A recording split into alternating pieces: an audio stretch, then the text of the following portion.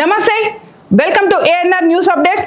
రాజేంద్ర నగర్లో ఎదురు కాల్పులు. హైదరాబాద్ రాజేంద్ర నగర్లో మంగళవారం కాల్పులో కలకలం రేపింది. పోలీసులపై గంజాయి బుట్ట కాల్పులు జరపడంతో గంజాయి నిందితులను పోలీసులు చాకచక్యంగా పట్టుకున్నారు. దీంతో స్థానిక ప్రజలు భయంతో పరుగులు పెట్టారు. గంజాయి ముఠాను పట్టుకునేందుకు పోలీసులు కూడా వారిపై కాల్పులు జరిపారు.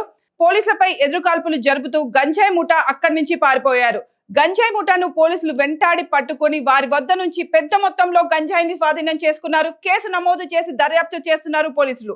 గంజాయిపై ఉక్కుపాదం మోపిన పోలీసులు పక్కా సమాచారంతో రాజేంద్ర నగర్ కు వెళ్లారు. అయితే పోలీసులను చూసిన గంజాయి ముఠా అక్కడి నుంచి పారిపోయేందుకు ప్రయత్నించారు. దీంతో ముఠాను ఆపేందుకు పోలీసులు కాల్పులు జరిపారు. పోలీసుల కాల్పులకు గంజాయి ముఠా కూడా పోలీసులపై ఎదురు కాల్పులు జరిపింది.